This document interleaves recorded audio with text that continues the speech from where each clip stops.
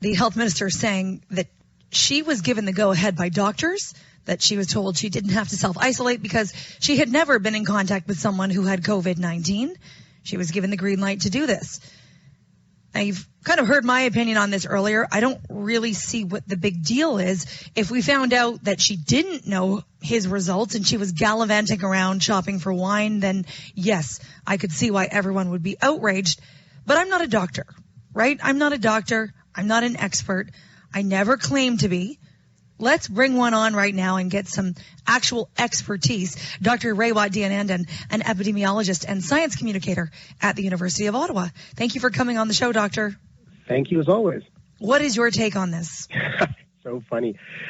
If indeed the facts as you laid them out are accurate, then the chain of transmission was broken once she discovered that she wasn't exposed in the first place. Therefore, there's nothing here to worry about. Right. If in fact she did get, we know for sure, because it happened right before I came on air yesterday, the Education Minister, Stephen Lecce, was being tested, and we got his test results that he was negative just before the show started yesterday, so just before 2 o'clock. Right. So if she was aware of that negative result, I think everything's fine. Mind you, I mean, there is an optical aspect to this as well, and sure, maybe it's advisable that anyone seeking testing and waiting for the test results could model good behavior and stay home while they wait for the results. But that's strictly a PR thing and not a scientific thing. But if we are confident that, in fact, the chain of transmission had been broken, there's no real reason for her to suspect an infected status.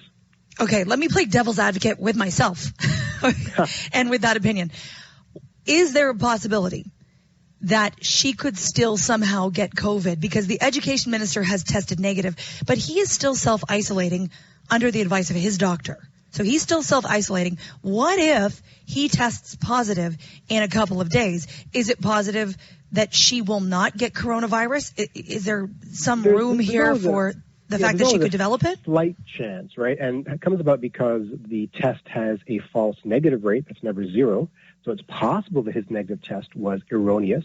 It's also possible that he was in a stage of infection before it is testable. Right? So he's infected, but the test would not pick it up. But if that were the case, he's probably not as infectious as he would have been later on. So either way, the probability of her being infected is low. So really the only way that we can be upset about this is twofold. One is from an optic standpoint, and two is if, in fact, his test was a false negative, and the probability of that is quite low. Okay, well, I have you on the line, Dr. Raywat Deonandan. As we move into phase 2, as restaurants open, and even as we're hearing now in the future that people will be able to go see a loved one at a long-term care home if it does not have an outbreak, a lot of people are wondering, if I can go get my nails done, if I can go get my bangs trimmed, when can I hug a loved one? What is your position on that?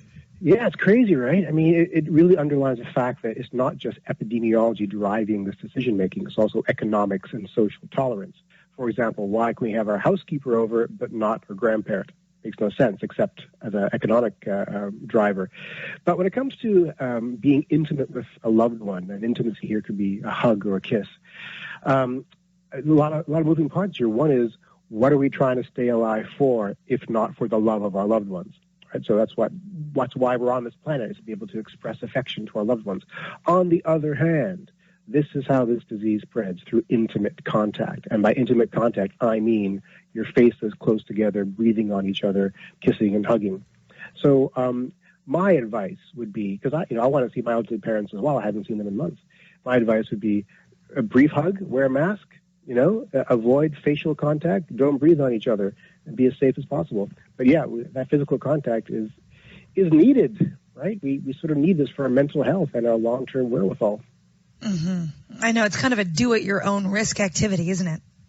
It really is. And understand, of course, that the person you're hugging, their risk level is important to consider as well. If they're an elderly person with a compromised immune system, be extra careful, or maybe see if you're okay with simply having a close conversation and a handshake. But a hug through layers of clothing with your heads turned away, wearing masks, not breathing on each other, is relatively safe, with the assumption that neither one of you is infected to begin with.